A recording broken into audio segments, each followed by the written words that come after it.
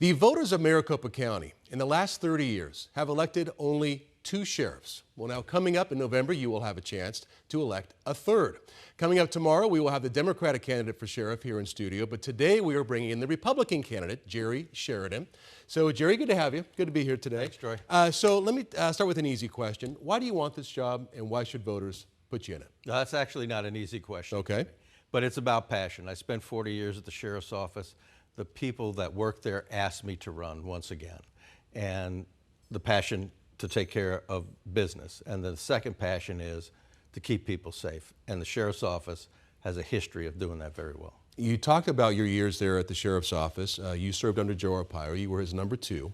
The end of the Arpaio regime there was not very popular with voters and had some problems as well.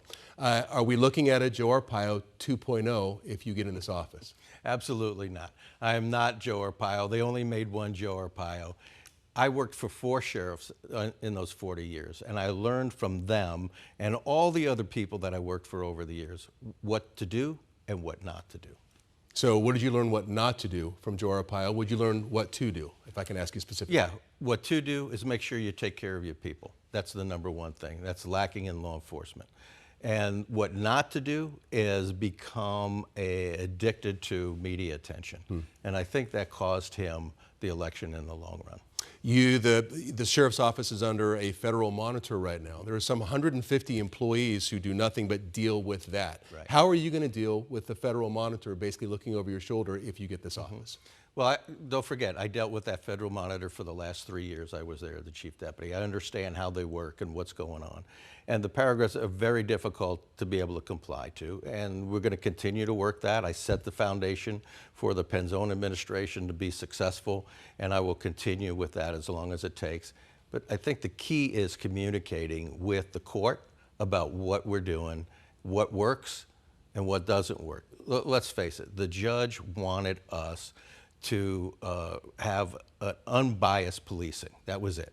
We all want unbiased policing, and we will continue to do that. But I think some of those court orders in his, 150 paragraphs, there's a whole bunch of them, don't have that happen. And I will communicate that to the judge so we can work out better and use those human resources, those deputies that are assigned to other things, to put them out there, take care of people, because I think public safety is suffering in the long run. Last question, because we're running out of time. What's different about a sheriff versus a police chief is you also run the jails. You would run the jails. Well, the jails have some issues. There's a big difference. The sheriff's elected by the people. Okay. The sheriff only reports to the people. 75% of the sheriff's office is that jail function. And one of the things that I'm very happy now sitting here in front of you is that the sheriff put me in charge of those jails. And I ran those jails for 12 years. We oversaw the design and construction, 4th Avenue, LBJ. And for people that don't realize, when we built a new kitchen, we built a freezer the size of a football field. And at that time, we were serving 30,000 meals a day. It's a huge undertaking that no one from a city agency has any idea about.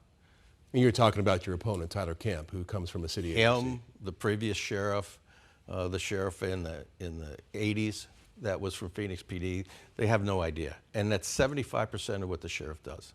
All right, thank you for coming in.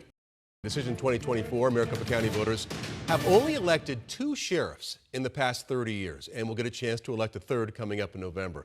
So 12 News want to take a closer look at the 2 men who are running for office. Yesterday at this time, we had Republican candidate for Sheriff Jerry Sheridan in the studio.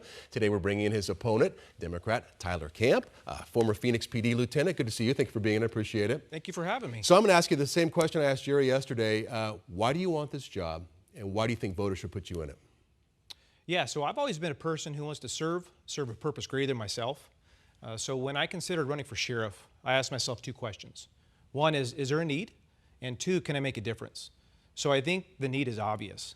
We have seen what's happened in the past during the Jerry and Joe show, discrimination of people of color, violating people's rights, which has cost the county close to $300 million, and it continues to grow. So I think we know there's a need for a good quality sheriff. But can I make a difference?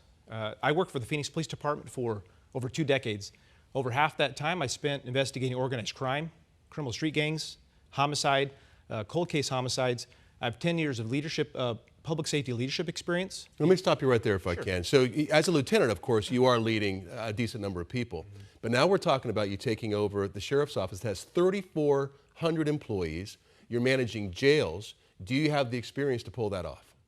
Yes, absolutely. And if you remember, Sheriff Pinzone was a sergeant with the Phoenix Police Department. And I think we could all agree he's done a pretty good job. And so I retired as a lieutenant or a shift commander. When I was working at the precinct, I controlled all the operations for that precinct when I was at work. But even let's go beyond that. So I retired in 2021, and I worked overseas for the largest anti-slavery organization in the world fighting human trafficking. I was director of investigations. And then when I returned home this past year, I was director of executive protection for a couple local nonprofits here in Arizona.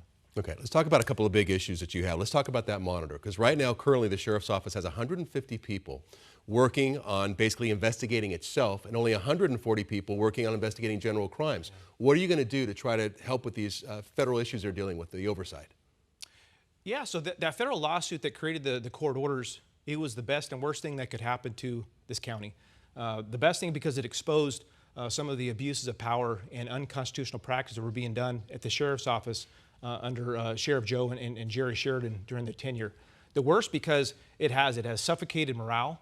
It has drained resources that could be utilized elsewhere. So it's hurt recruiting and it's hurt retention. Yeah, and the jails, big part of what you're going to be doing if you get this job, they are woefully understaffed. How are you going to fix that? Yeah, staffing is a big one. We have to fully comply with that court order and graduate from it. That will free up some resources. But when I talk to folks, when I talk to the rank and file, there's three things that are important to them. It's pay, it's benefits, and it's the nature of the work. And so I have a plan for pay. I'm going to work with the Board of Supervisors to create a pay scale system that's merit-based, that's similar to other law enforcement agencies in the Valley. I'm going to create a walk-in wellness clinic that will meet not just their physical needs, but their mental needs. It's very important that we are sensitive to the mental aspects of the job. It's hard, it's difficult, and we also want to offer that to their families. Employees need to be happy at home. If you're happy at home, you're more likely to provide better customer service while you're at work. All right, we've only got a few seconds here, but the nature of law enforcement seems like it's changed a lot in the last 5 or 6 years. How do you see the future of this department? Give me like in a couple of sentences. How would you change the future of the department?